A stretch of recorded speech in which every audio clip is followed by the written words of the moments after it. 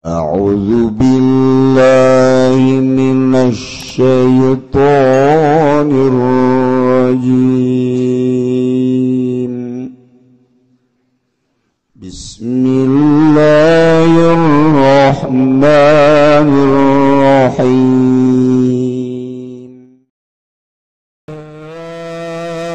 Raki'una sajidun. Anu raruku kabeh jeung nu sarujud ayal musalluna tegasna nu sarolat rakiun jeung sajidun teh kinaya kana salat sebab hiji ibadah anu dirukuan kecuali salat hiji ibadah anu disujudan kecuali salat dimimitian kunang tungda nangtung mamazikeun loba anu nyaruan tapi ketika ruku jeung sujud mah geus nu mantak nu dimaksud nama rakiun sajidun teh salat tapi nu diomongkeun nama rakiun sajidun teh jeung qaimuna sebab qaimun mah aya anu ngakuran tapi ruku jeung sujud mah teu aya. Nah nu bakal dibubungah ku sorga mukminun teh anu ar-raki'una sajidun sarolat salat teh maksudna manem bongkeun katawaduan ka Gusti Allah lantaran awalul maratibi tawadu lillahi ta'ala al-qiyamu awalul maratibi tawadu lillahi ta'ala warruku wasatuha wasujudu goyatuha nangtung awal darajat DPDP ka Gusti Allah ruku pertengahanana sujud puncakna. Masya Allah. Jadi salat eta adalah nudukeun kana kudu tawadu ayana dina sujud tawaduna adalah sujud geus kudunya watuh anal maksud minus shalah nihayatul khudu wa ta'zim. Kebanggaan di diri urang adalah beungeut awak urang teh anu dibanggakeun ku urang beungeut sebab ieulah nu paling dihareup boga sinar beungeut jeung boga harisma. Urang lamun neuleuh beungeut SPM serem atawa beungeut jawara mata beureum kumis mablang jagot sempong awak kuru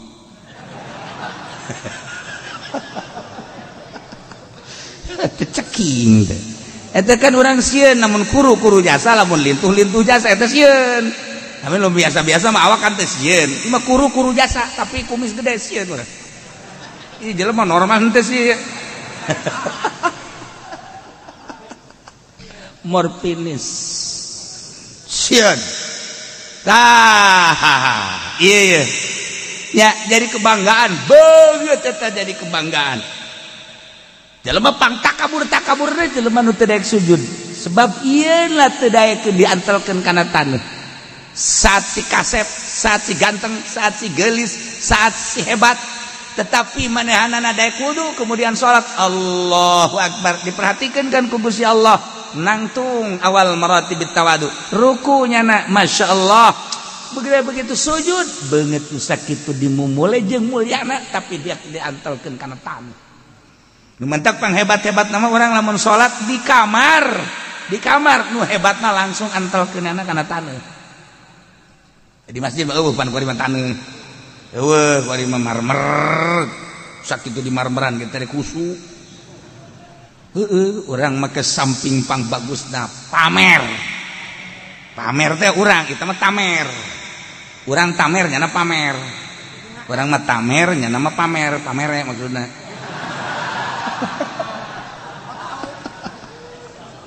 Samping nupang bagusna, baju nupang bagusna, sajadah nupang bagusna. Ya, di jero masjid nupang bagusna, kopiah nupang bagusna, geus kabeh pang bagusna. Salat apa ngajamin husu? Kolbuna can dibersihan mah. lain terletak pada pakaian, pada kolbu. Nah, pakaian mandek bagus deh kumaha engke kolbuna geus bersih mah ngunaheun ieu kolbuna. Supaya nyebut Allahu Akbar teh hiji Allahu Akbar. Allah Maha Agung. Tah supaya datang urang ka Allah Maha Agung, salat urang teh ya bener-bener tawadu. Jadi berarti beneran salatna. Aya sahabatna Rasulullah, salat hayang bener sih kumaha? Ti mimiti wuduna nu bener cak Kangjeng. Wuduna heula nu bener.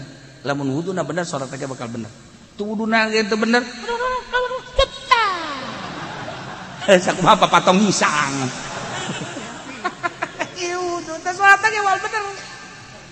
Wuduna heula nu rapi hadirkeun beres salat. Miraheun bakal ieu kahuswanana engke ku Allah dibere aqrabu ma yakunul abdu ayakuna sajidan. Pang deket-deket da kaayaan hamba keur sujud ka Allah. Ketika orang keur sujud deket jasa ka Gusti, sebab orang rek nempelkeun beungeut kana taneuh. Mun deuk menta orang keur sujud ka Allah. Keur sujud Kangjeng Nabi kakuping doana la usyi sanaan alaika anta kama asnaita ala nafsi keur sujud Kangjeng Nabi. A'udzu keur sujud Kangjeng Nabi a'udzu biridaka min sukhdika wa bi mu'afatika ridha mu'afatika la usyi sanaan alaika anta kama asnaita ala nafsi. Kangjeng Nabi keur sujud kan maca eta. Ya Allah ya Rabb. Urang ge mantak naon sujud. Urang keur sujud majikan kan ngadengekeun wah kaji kunaon ceri.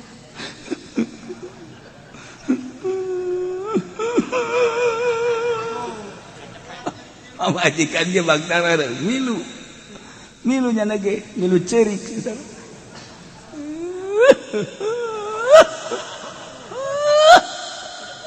Ajeuna urang hayang ceuri bae. Sia naon milu cerik? Di kakak itu cerik bari sujud hayang naon?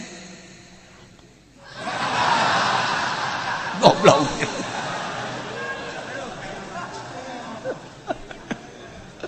Teta keur sujud urang naon kabutuh urang. Masyaallah ar-raki'un as-sajidun salat. Beungeut tuh sakieu mulyana dimumule ku urang tapi daek dipake sujud geus sorga. Iyalah ar-raki'un as-sajidun. Masyaallah. Al-amiruna bil ma'ruf wan nahuna 'anil munkar. Urang nu nyaritakeun salat nya ieu keur carita we heulanan Sayyidina Abu Bakar Siddiq radhiyallahu salatna 2 rakaat nya nama penting. Sholli sunat tahajjud rakaatin Allahu akbar 2 rakaat doang ngan saquran.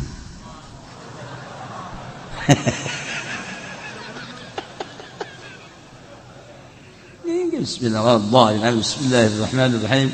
Alif lam dzalikal kitab la raiba fihi hudal lil muttaqin alladziina yu'minuna bil ghaibi. Ruku engke wal yatalattaf wala yushriku ahada. Allahu akbar. Rakaat kedua wal yatalattaf datang ke qul a'udzu birabbin nas. Sayyidina Abu Bakar Siddiq radhiyallahu. Sayyidina Umar salatna sarua 2 rakaat saquran. Sayyidina Utsman mah sarakaat saquran. Jadi 2 rakaat teh 2 Quran. Ulah loba omong anu sejen nya. Ieu mah urang asa urangnya hobay mah heulanannya. Ulah loba omong eungap kadengena. Lu bantak Sayyidina Utsman mah gelarna ge Zinnurain. Zinnurain teh ngabogaan 2 cahaya sebab nikahna ka putri Kangjeng 2 diborong Sayyidina Utsman. Ye, kaya pupus nikah ka Ummu Kulsum. Tak Ummu Kulsum pupus nikah ka Siti Ruqayyah. Eta Sayyidina Utsman mentak ziduren perintah ku Gusti Allah ti Gusti Allah kawinkeun deui ka putra anjeun Muhammad sebab naon salat tahajudna sarakaat saquran jadi 2 rakaat 2 Quran percis kos urang gitu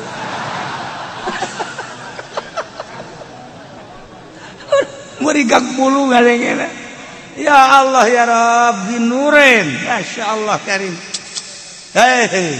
saya cerita kerana tuh sarwa sih nali ge kos kitu badak khulafaur rasyidin kumaha nandingan anak ye ese ngomongkeun anak urang insyaallah karim kabelah dina dihitung ku urang dihitung pembacaan lamun hayang tamat teh hayang tamat coba kurang dikejar lamun urang sajuz seperempat menit seperempat jam berarti kan sajam seberapa iya dalam sekolah teh naik bareng budaknya kunaon kadinya jawabanana inditkeun pod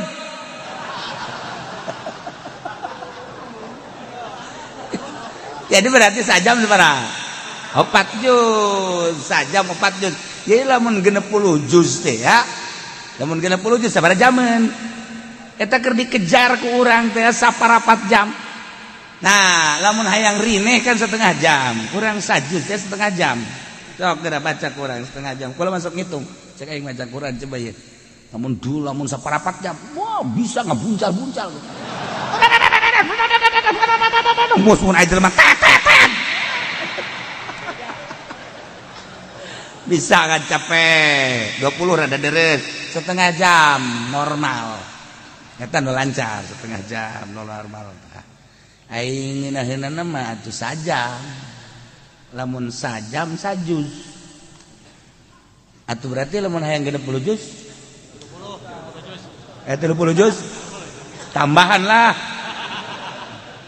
lamun maksudna dua kali tamatan tah sarakaat diudag kurang jadi berarti 60 juz 30 juz eta kan hese tah ngudagna moal ka udag geus kurang moal bisa nuturkeun Sidina Utsman Sidina Abu Bakar Siddiq moal bisa oh nyana mah lain alam ieu ngalengkah ke alam ruhani ongkos azan Ki Bilal lamun didengekeun ku urang 60 km kadang Ki Bilal suarana Allahu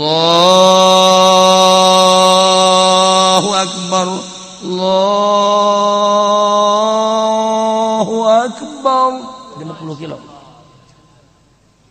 kadenge kaselang berarti coba dipendi kita azan ayo coba di luar eta ngadenge bae kotok aja bikin kasia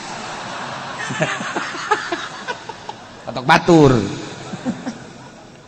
Bilal 60 kilo Masya Allah karim moal bisa diukur kukumaha ge eta mah suara karomah tah mah suara karomah jelema keur ngangon kararieu bae jelema anu keur di sisi jalan kararieu nu di imah kararieu Ki Bilal eta begitu adzan Masya Allah nu tengah jawab wabeh dihitung 30 kilo suara karomah tama ku ari ge urang bisa make HP streaming bener teh ngomong eta streaming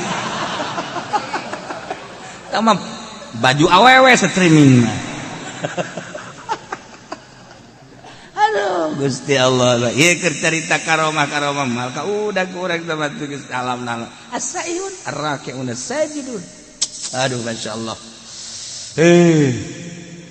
pokoknya orang nyaritakeun sahabat-sahabat tentang maca Quran urang geus tinggal tabena bae mangga hese urang hayang istiqomah bae hese maca Quran wallahu a'lam bissawab.